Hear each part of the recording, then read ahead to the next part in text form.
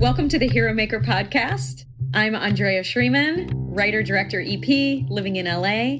I'm Jennifer Morrison, and I currently serve as the Commissioner of Public Safety for the state of Vermont. We are here to seek out and tell the full story of our friends who were murdered in college, Rachel Raver and Warren Fulton III. We really need to make sure that their deaths were not in vain and that every possible lesson and improvement for the system can be squeezed from the retelling of the circumstances that ultimately led to the identification of their killer. Hello, Jennifer. Hello, Andrea. How are you? I'm good. I see your beautiful day in the background. I know you have a lot of festivities coming up today. Oh, yes. We have baby Bentley's first birthday party. Oh my gosh, that's so exciting. I can't believe it's been a year. I know. I can't believe it's been a year either. He is such a delight. And yeah, we're just really psyched. So anyway, I got a party to get to, but before that, today you are introducing me to someone, which doesn't happen as much. So usually I'm introducing you to a secret guest, and now it's your secret guest. Why don't you tell me who we're meeting today? So I'm going to tell you first that I knew way back in the day when I worked with this guy at Burlington PD. I think I was a sergeant or a lieutenant when he came on the PD. I knew that he was going to be a great police leader one day. He spent about 5 or 6 years at Burlington PD. I got to know him and the woman who is his wife quite well. And we've remained friendly all these years later. He's probably been gone for 15 years. He went down to Florida, where he had come from, and joined the Clearwater Police Department and has risen to the rank of Detective Lieutenant over the Major Crimes Unit. And I'm super proud of him, his hard work, his intellect. These are all things that were on display in his early days in Burlington.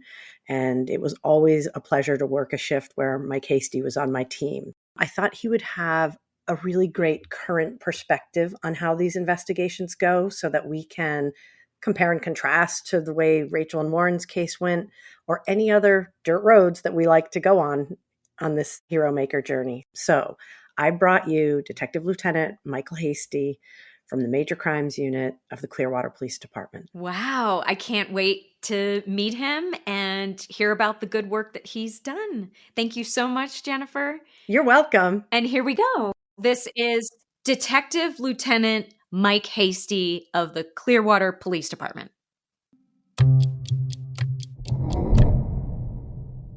Mike, why don't you tell us a little bit about yourself and your career that brought you to this point?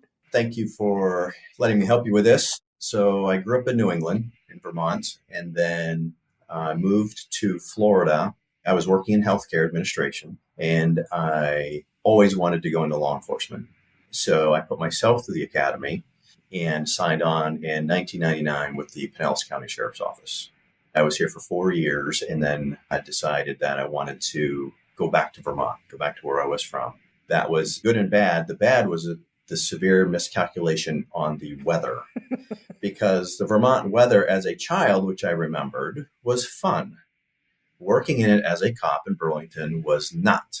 It was very cold, trying to do this job out in the streets. And just the same, I lasted 5 years there and then returned to Florida.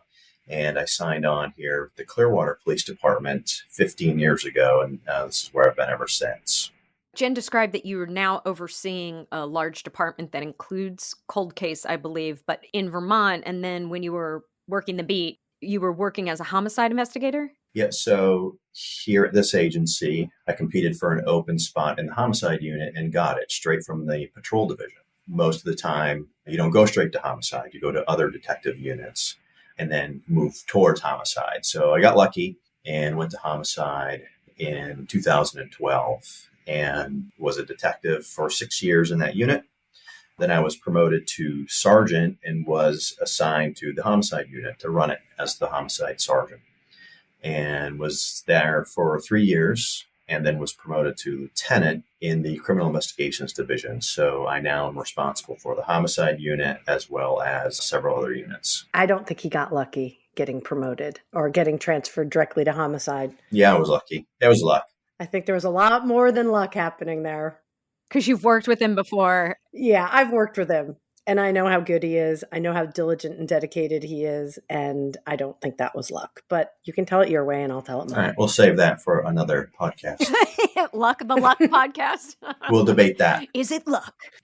Yeah. That's actually a question I have, but I think I picked up this cold case thing because I looked at some of the information about you out in the interwebs, and you did participate in solving some cold cases somewhere along the line. That's where I picked that up, right? Yep. So some agencies are big enough where they have detectives that are specifically 100% of the time, they only work cold cases or unsolved cases, whatever you want to call them.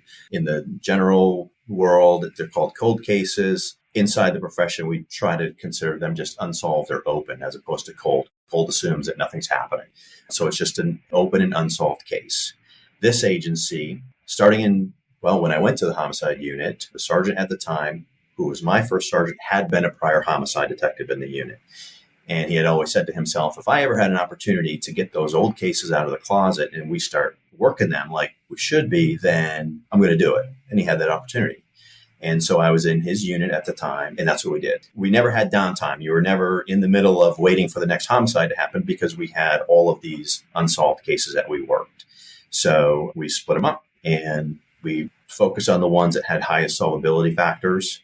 To start with those old books with the yellow tattered papers with the handwritten police reports and the old pictures and everything else, and try to dive into these cases and work them. So we did have some success. Maybe we closed 8 or 10 cold case homicides, I guess, between the unit in 2012, 13, 14, 15 through those years.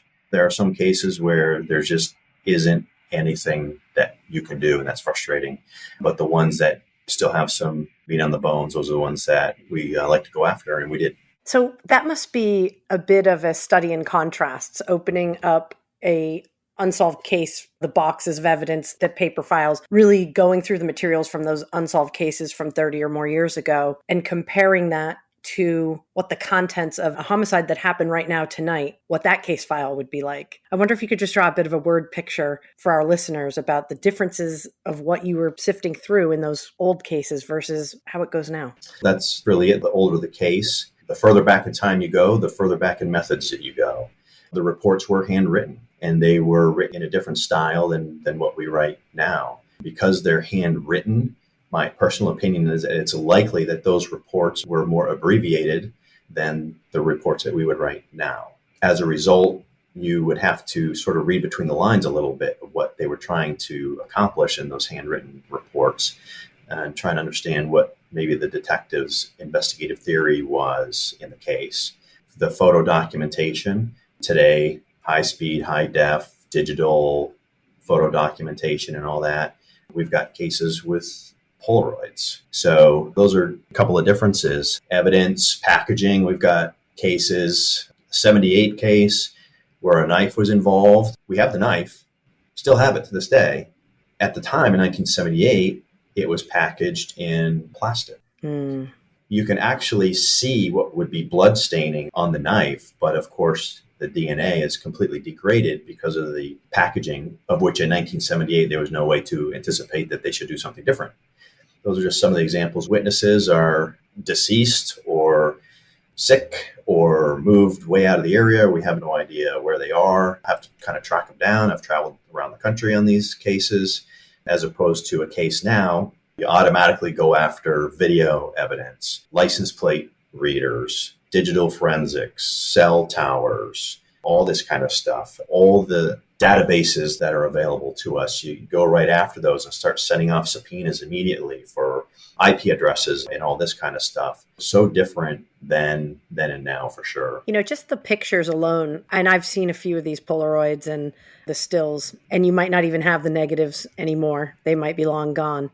If you see something in today in a digital image, you can in real time zoom in on it. Yes, right. Because it's so high res. You're like, oh, what is that? Looks weird by the back tire, right? And you zoom right in. You don't have any of that with the old pictures. What you get is what you get, and there's really no way to enhance it. That's it. You really have to rely on the picture stands alone as its own representation. That's it. You're not going to manipulate it at all. You're not going to blow it up. You're not going to zoom in. None of that stuff. And you hope that the person who took the picture took all the pictures that they should have, as close as they should have, or as far back as they should have. And you just can only work with what you got. Mike, I have a question. Okay. We have all this new technology, right? But nationally, the percentage of homicides that are solved has gone down since the 70s. And we're under about 50% for the entire country. What do you think contributes, even though we have this great technology, what contributes to not being able to solve as many homicides as we did 50 years ago? Without seeing the specific same study that you're referring to, whatever that is, there could be many variables to that. Do you agree that as time goes on, violence in our country is increasing?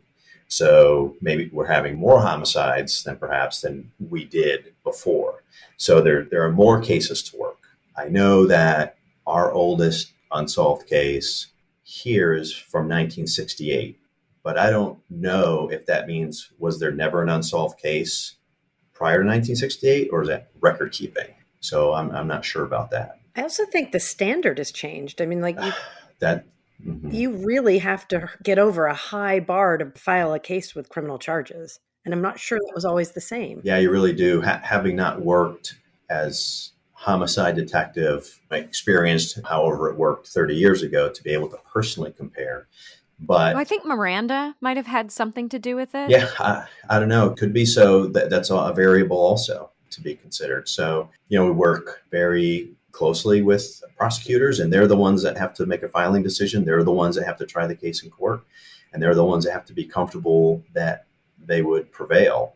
After working the case or getting called out in the middle of the night, working the case for 3 days straight, whatever it is, and continuing to work, and you get where you think it is, where it needs to be, and the prosecutors may disagree. And so we may think it's a great case, but we also have to consider the lens that they're looking through as well to make that decision, like what you said.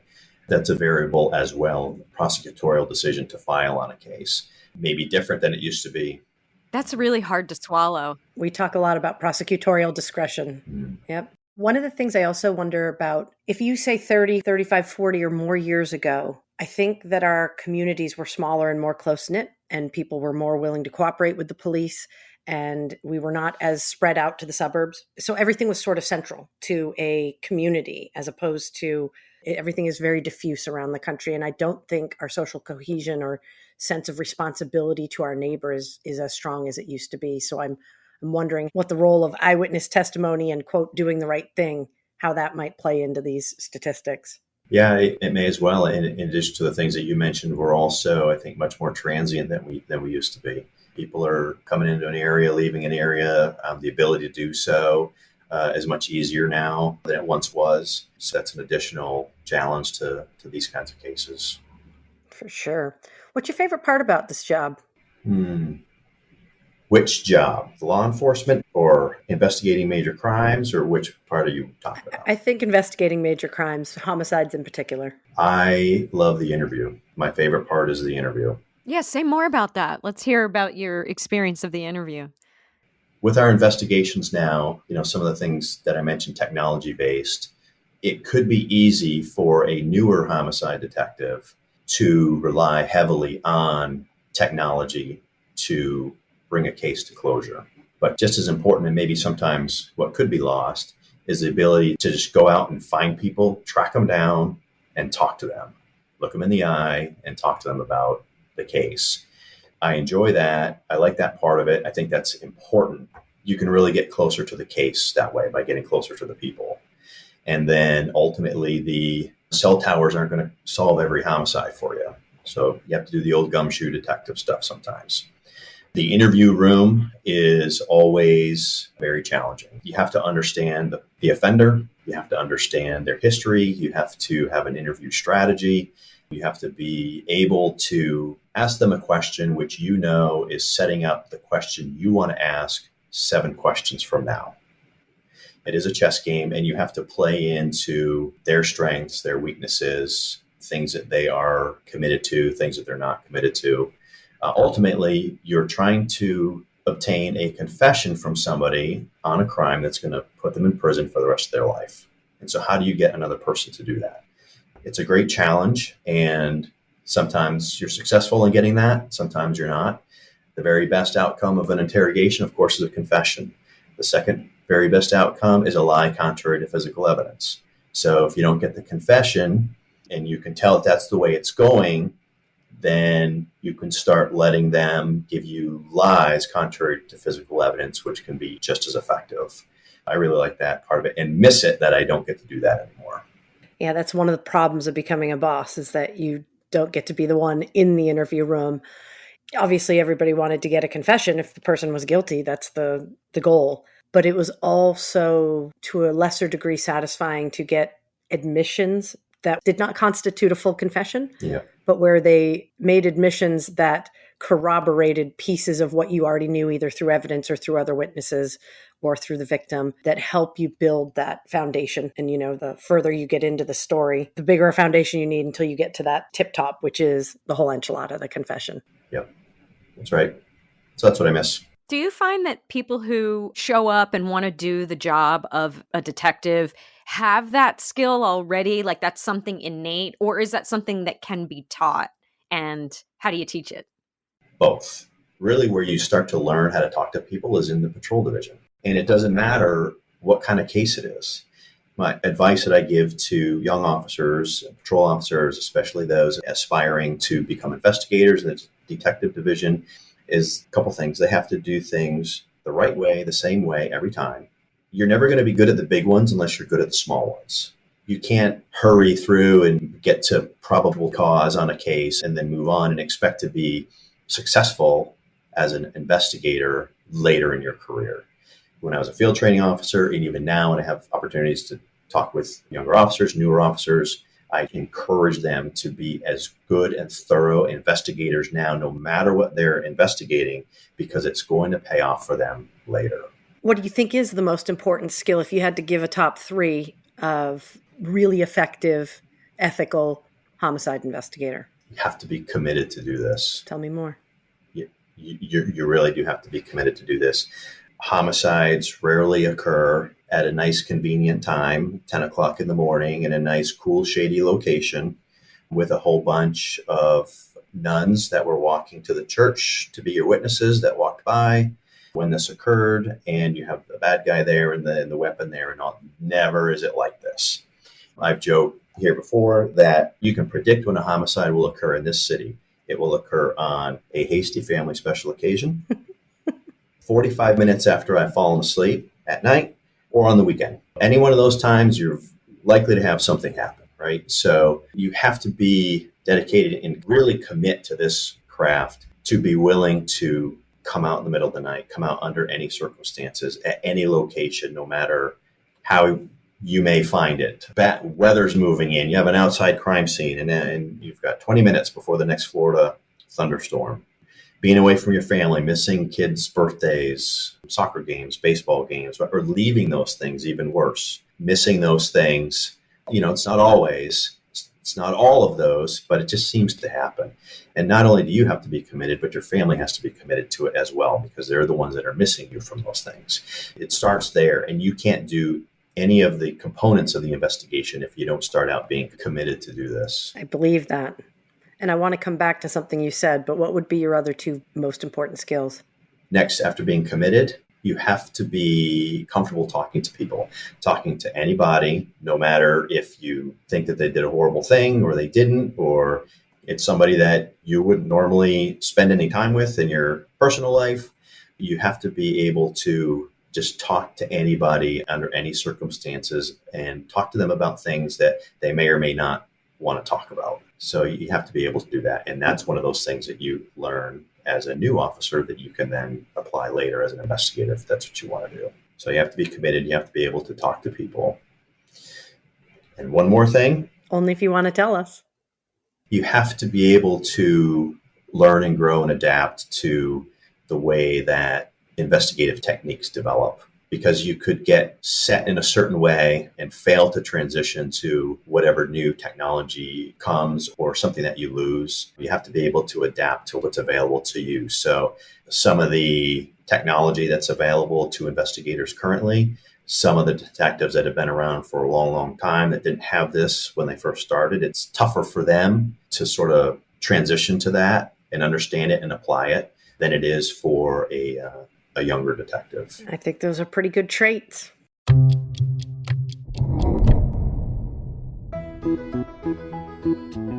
The Williamson County Cultural Arts Commission of Franklin, Tennessee wishes to thank our men and women in blue who help us deliver safe and fun family and community cultural events year-round, including one of the only authentic bluegrass festivals in the country. Bluegrass Along the Harpeth takes place every July and at the Williamson County Fair in August and at the annual Tennessee International Independent Film Festival. Check out our full calendar of events at wccac-tn.org.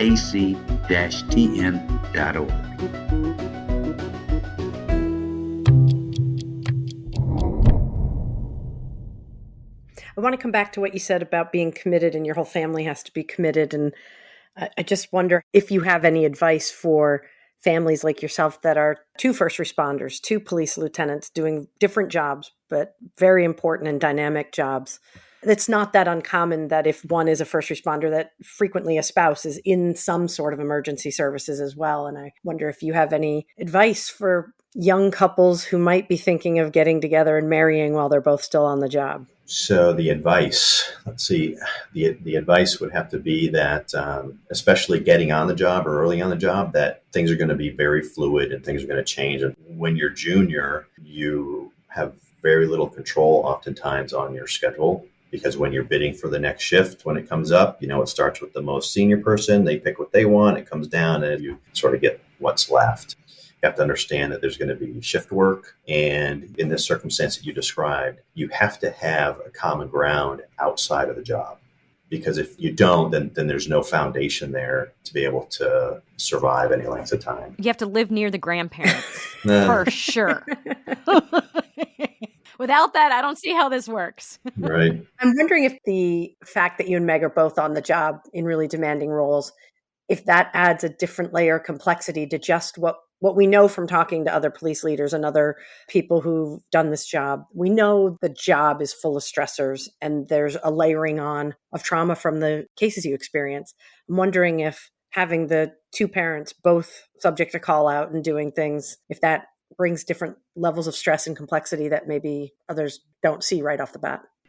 I guess if you had young kids, little kids that couldn't be on their own, you had to have childcare, that would be very stressful to have both people subject to call out if that was the case.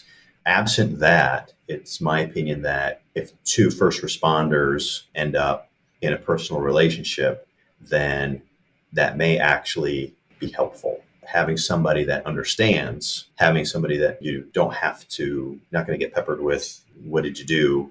Tell me about all the cases that you went to today. Tell me, you don't want to do that. I want to say that I recall reading a study one time on divorce rates and reasons for divorce in law enforcement relationships, where one is an officer.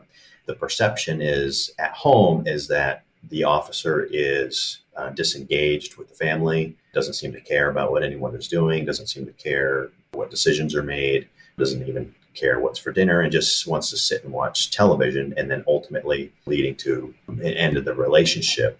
The study indicated that the officer is making decisions for everybody else all day long. People that cannot make decisions on their own, can't figure things out, so they have to call the police, and the police have to make the decision. And then when the officer, after 8 or 10 hours or 12-hour shift, does that, they get home. They don't want to make any more decisions. So when the question is, what do you want for dinner? I don't care. It's the words that come out may seem as though they're disinterested. But what it is I just don't want to make a decision. That's really what it is. So when you have two first responders, then there's an understanding that it may actually be helpful. Well, I know Andrea has a lot of questions for you. Okay. I do. Thank you for sharing that. I want to talk a little bit about trauma. And in your role as a leader, you said you're a lieutenant now, right? Yes, ma'am. Okay, that's awesome. Jen and I have talked on this podcast about the repeated exposure to depravity, is the way she has talked about it. And we have met with different officers, chiefs, investigators who have talked about being exposed over time, sometimes to the level of PTSD, but not necessarily. In most cases, what we're hearing is you kind of have to tuck things away because you got to keep going. You've got the next case and you got to move forward. And then upon retirement, everything comes rushing back and now you have a lot to deal with. Or we did speak to Chief Hopley, who is married to a marriage and family therapist, and she works with officers. And so he said that he actually was able to process a lot of things throughout his life so that he feels like there's not that big store of undealt with things that are going to come rushing at him. What do you do with your team? How do you support your team in managing this constant exposure? So the exposure can't be avoided. So it starts there. It can't be avoided. But what it can do, however, is try to ensure that the same detective that works in crimes against children and families, which includes child abuse cases, to ensure that maybe the same detective doesn't get 3 cases in a row. Try to spread that out a little bit. A lot of agencies, including ours, are recognizing all of the effects of the job resulting in trauma, as you described, and have moved towards having a robust mental health program. Many agencies have done it, ours included. One example would be that after an incident that would be reasonably inferred to have the potential for resulting in trauma to whoever responds to it, patrol, detectives, whatever, we do have mental health professionals that are notified of the incident, notified of the involved personnel, and then those personnel outside of the work-based communications, it's a soft offer of, hey, we heard you went to a horrible baby death today. If you feel like you would like to talk to someone in the office, just let us know. And then if you don't respond to that, that's okay. But the offer was there. And that's been going on for quite some time now. That's something that certainly didn't exist when I started and came up. And even while in homicide, it's really just become more robust in the last few years. And I think that it's definitely helping and people do take advantage of it. Don't you think we're also, as a law enforcement community, paying more attention to our peers? Because we know each other better than somebody 3 ranks removed is going to know. Right. People you're working cases with. And I feel like now and towards the end of my career, we were much more willing to say to a peer, I think you need to get help. You are a dark storm cloud. Like talking about it, we're more open about it than at the beginning of your career, I would guess. Yeah, I think you're right. Probably both seeing that sort of thing in our respective agencies. Yeah. Yeah, I think that we've kind of, to some degree, destigmatized the thought of a police officer saying, I can't process all this on my own. I need some tools to help process this. I hope we've done that. Yeah, I think that recognizing the need was the first thing, and then implementing programs and tools after the fact is where we're at now. Really, as a profession, I think nationwide. Yeah. There's something I would love to ask you about, and I'm just going to put a broad heading over it and call it serendipity. All of a sudden, like a lucky break happens. Something over in the corner pops up, and all of a sudden the synapses start to connect and you get to move forward in the case. To me, that reminds me of creativity, because that's what I do, right? Where you have all these things that feel like separate pieces, and then these explosions of, I want to call it magic, but like serendipity happen and things start to connect. Have you noticed that? And do you have any stories about that from your investigative life? Yeah, especially looking back at the unsolved cases as well as current cases, but you have so much information. Sometimes in a case, you'll be quick to get evidence, but sometimes you also just get information and you're not really sure how that fits or if it even does. So you just kind of hang on to that as information and you let it come back to you as evidence at a later time. You just never know where that's going to come from.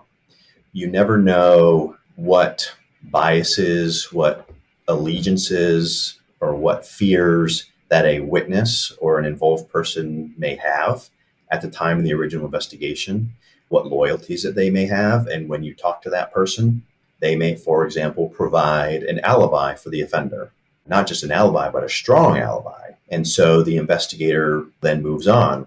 The offender's just always like, this seems like the guy, but we've got this alibi. You know, you continue to work the evidence, you continue to work the witnesses, you go back to the witnesses later, see if there's anything that they've remembered or forgot to tell you before, or they couldn't at the time for whatever reason because they were on probation. They were somewhere they weren't supposed to be, and they were afraid if they told, they'd end up with a police report. They have to report to the probation officer, whatever it is. And then one day you just keep at the case and things just aren't making sense. And the only thing that does make sense is that the alibi was manufactured. When a man named William Williams was murdered here during a robbery at a hotel in 2006, the offender's girlfriend provided the offender an alibi. And this was the guy, but the alibi was reasonable. And so you move on, but you always keep this piece of information out there and let it come back to you as evidence at a later time. Very long story short, then ultimately I ended up with this as an unsolved case, and a man named Kenneth Missy I ultimately obtained an arrest warrant for, and he was tried and convicted and spending the rest of his life in prison in Florida. To your point, these cases, so the detective is absorbing all of this information and trying to give weight. You have to give weight to the information, to the witnesses, to the evidence, and you just sort of keep rehashing these pieces in your mind. And then sometimes that's exactly as you described, something clicks all of a sudden. And you may even be home and you jump in the car and head to the office.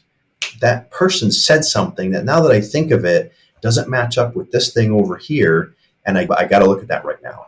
And sometimes that's just what it takes, and what happens is all of this information bouncing around, and eventually it just falls into place. I mean, we're human trying to figure this stuff out. Got a lot of stuff coming at you, and people lie. Evidence doesn't lie, but people lie. Hey, people lie to the police? They do. It's weird. I think it's new. Nope. So even though the evidence doesn't lie, the evidence has to be understood and interpreted. So sometimes you may go down a road, you realize that just one day you realize that you took a wrong turn, and you back up and start over again, and there it is. Those sort of aha moments do sometimes occur in cases that you've been working for a while. I think your point about the information overload is a really valid one. And it's also a contrast to the yesteryear cases versus today's cases. But we not only have so much information and so many images you've seen, whether that's at the crime scene or because we can take digital photos now, instead of there being 10 or 20 photos with a case, there's hundreds of photos with a case. Yeah. And your brain can only process and store so much at a time. And you are not only being overwhelmed by stimuli from that particular case, but the world we live in is throwing stimulus at you constantly. What you're listening to in the car, what you're hearing on the home front. And now I got to do electronic banking, and I'm being subjected to news sources and things. So I think that information overload is a super valid part of this. And you're right. Sometimes the information and the evidence have to collide together on just the right track to get you to advance the ball down the field and keep making progress. But sometimes it just has to percolate until you can get the nugget that you need. Yep, that's right. That's right. I have a really simple one. Do you have any particularly favorite wins? Like, yes, we solved that one, or yes, we got that confession. The one I just mentioned, actually, the 2006 case. There's been others, and there's one close behind. But that one right there, that guy was just working a hotel security gig in retirement for a couple bucks and wasn't even supposed to be working that night. He covered for another guy, and he was down the hall and heard a commotion in the lobby, which was a robbery, and walked in. There's some video of it, but it looks like the bad guy was surprised by someone in uniform and just shot him. That one went unsolved for a little bit. That was a good one. That's the first case that I think of, ones that mean the most, to be able to do that for his wife. Yeah, that closure. I mean, do you find that that's something important for most of your victims' families? Oh, sure. For all of them.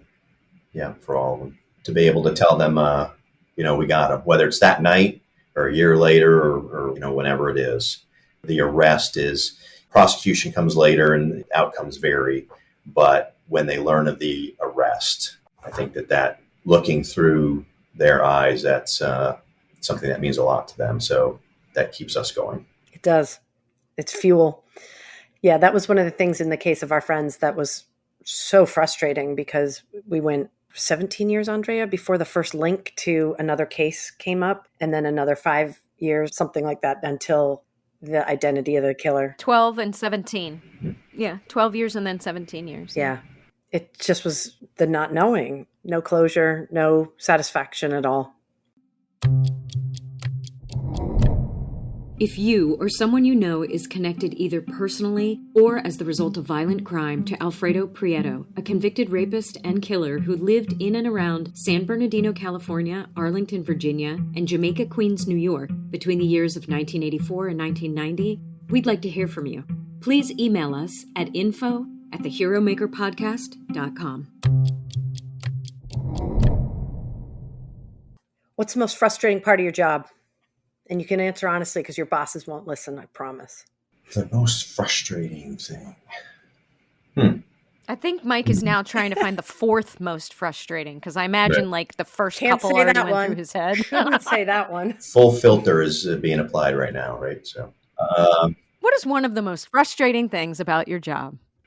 okay. Well, I actually have another take on that question, which is two ways that we can look at it. One is if you could wave a magic wand and change this about the resources you have, or about how the job is done, or about something inside the actual legal system that would give you a little bit more freedom, what would you do?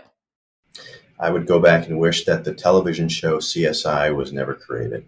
The CSI effect, it's real. Yeah. So that's been around for a while. That's not a new thing. Everyone knows about it. Everyone's heard about it, but it persists to this day, and I'm not sure we'll ever be without it. There aren't any major cases anymore that the jury isn't going to expect DNA and video evidence and digital forensics and cell towers and cell phones and all of this. And if you don't have one of those things, then that's the first place that defense goes, is to point out, oh my goodness, everyone knows that cell phones are an extension of one's person. And ladies and gentlemen of the jury, do any of you go anywhere without your cell phones? You all have them here today in the courthouse with you, don't you? That's probably back in the jury room, but you have it, don't you? And you're telling me that this police detective could not find any evidence of my client having been in the area with his cell phone? Is this the only person in America that doesn't go everywhere with his cell phone?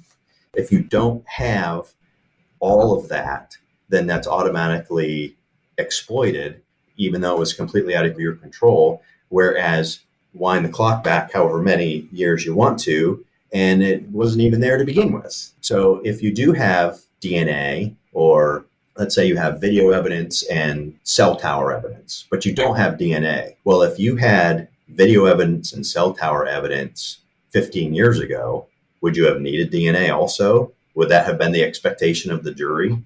That's a real thing. And if there was something that we could unwind, of course, we would diligently pursue all of these evidentiary leads and investigative leads still. But the expectation that if something just isn't there, the expectation that therefore must mean that this person didn't do it, or the investigation was sloppy, that's frustrating. Oh, yeah. I mean, it used to be the cherry on top. I just answered your other question. Most frustrating thing, there it is. So it used to be the cherry on top to have these different layers of very compelling evidence, but now the absence of one of those pieces is possibly exculpatory, or at least leaves the opportunity for a defense attorney to try and say there's reasonable doubt because there's no DNA. Yeah, that's terrible. Right. So that can be floated out there and just let that fester in the mind of a juror who's trying to sort out all of this technical evidence. And then will the district attorney decide not to try a case because there's not all that evidence?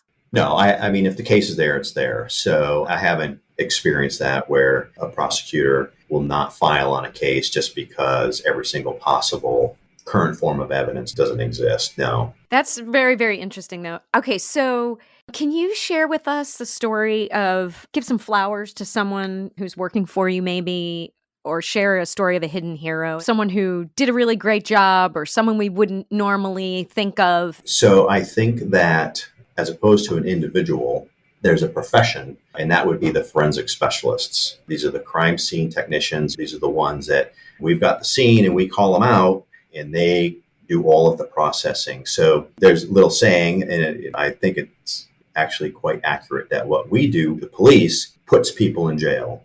What the forensic specialist does keeps them there.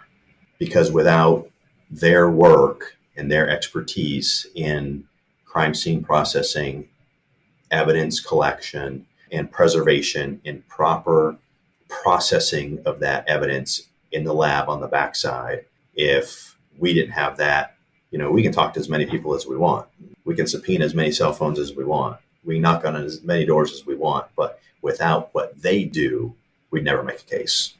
Yes, definitely hidden heroes on so many cases, not just homicide and high profile cases, on so many property crimes, burglaries, crash reconstruction, anything that can potentially harm another human. All of that. Yep, that's right. This has been a really, really amazing conversation. I definitely want Mike to be able to set the record straight in any kind of way while you have the microphone with us.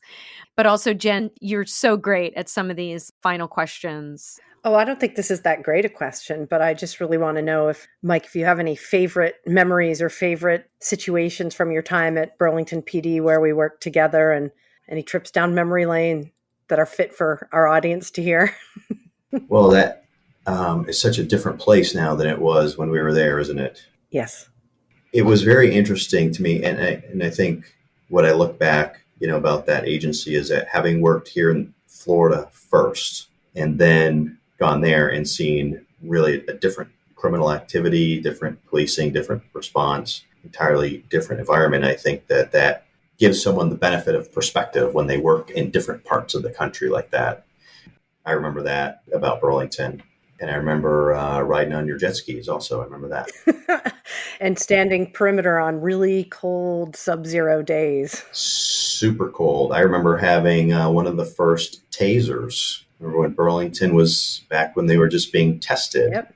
And the agency bought 5. And I had one of the first ones. Yep. So I remember that too now that I think about it. Well, I don't feel like it was a long time ago, but when I hear you say the number of years, It was a really long time ago. Yes. I think that was 2002. Been a while. Well, I'm super proud of everything you've done in your career. I've been delighted to be able to watch from afar as you have relocated and continued to do outstanding work, and watching you and Meg work towards your goals, knowing how skilled and smart and committed you guys are. It's been a thrill for me to watch you guys. You're making me blush. It's true. Thank you. Well, it's been so good to catch up with you a little bit. Indeed. After all this. Will you sign us off like this, Mike? Will you tell us what those 2 beautiful things on the wall are? Oh, so the bottom shadow box is my patch and collar brass and star from the sheriff's office from when I started there. The one above it, the bigger one, that is my great-grandfather's shoulder patches, the flag, the agency patch, and his badge and his nightstick and his FOP card from the Kennebec County Sheriff's Office in Maine. He was born in 1893 and was a farmer. And then a little later in life inside, he became a part-time deputy, worked the dances at the Grange Hall. My great-grandmother could have given those things to anybody in the family, but gave them to me. So in the middle, on the top, is a picture of him standing and he's waving. So it looks like he's directing traffic, probably at the county fair, which was on his property, on his farm. That's what that is. And then I'll show you. Jen will recognize this if I can move my cameras. I don't know if you can see that or not. But that's the old Burlington patch. Burlington, yep. Yep. Remember the picture, what was it, the 140th anniversary of the agency, I think? And we had check that picture under the band shell in Battery Park. That's what's on the bottom. Yes, we did. And then on either side of the patch at the top are 2 badges. One is badge number 255 and one is badge number 270. Those were his and Meg's badge numbers at Burlington PD. Wow. Yep. Beautiful. Indeed. Is there anyone else in your family? I love that story about your great-grandfather. My brother is a deputy sheriff in Davis County, Utah. But that's it. That's awesome. Mm-hmm. Wow. So it skipped a few generations. It did. Yep. Hey, one last question. Would you encourage Caleb to be a police officer? Well, I would encourage him to do what he wants, but policing has become so different than when we started. It's got a whole lot of new challenges that we didn't have to experience coming up. We have tremendous support, I think, throughout the country and in our community here. And the anti-law enforcement, anti-police voices, I think they're fewer, that maybe they're just louder. It's tough on people on the job today, some of that sometimes. And I don't know where this is going to go. What's this profession going to look like 10 years from now, say, when he would be an age that he's going to decide what he wants to do. It has been, a very rewarding career for me. And if it's something that he wanted to do, that'd be great. And we would support it. I don't know if I would have to see what's going on in 10 years from now. Would we specifically steer him toward the profession or not? We'll have to see. Or I guess I could have rephrased that as, would your wife sleep well at night if he chose this as a career path? No. That's fair. But he's a teenager, so she might not sleep well at night anyway. No, I'm just sleep well at night anyway. Well, they're driving the boat around Keeler Bay by themselves, so we just found that out. So now we're all worried about that. All we're picturing is that movie Step Brothers, and those two knuckleheads crashed the boat. And that's all we can think about, Well, by the time we ring off, I bet you'll be able to get an update. We should be able to. So, yeah. Well, thanks for spending this hour with us while your mind might have been elsewhere about Keeler Bay, but don't worry. I think they probably did okay. Good. Mike, it was absolutely wonderful. Quite an honor to meet you. And thank you, Jennifer, for introducing me to another incredible police leader. Thank you so much for being with us. Thank you both. You're welcome. Give Meg a big hug for me. All right, I will. Thank you, Vicki Rose Sampson, our beloved sound mixer and editor. Thanks also to producer Michael Doherty, who distributes and markets the show. Thanks to graphic designer Jungleen Bay and sound designer Andy Bill. And thanks to Andrea Schreeman. Yep, that's me thanking myself in the third person, who books, produces, and directs the show. Please subscribe to the Hero Maker podcast wherever you listen and take a moment to rate us. It really helps the podcast grow. We're also on Facebook, Twitter, and Instagram at The Hero Maker Pod. If you'd like to collaborate or suggest a guest, please email us at media@theheromakerpodcast.com. The Hero Maker Podcast is a production of Prudent Pictures. Thank you so much for listening.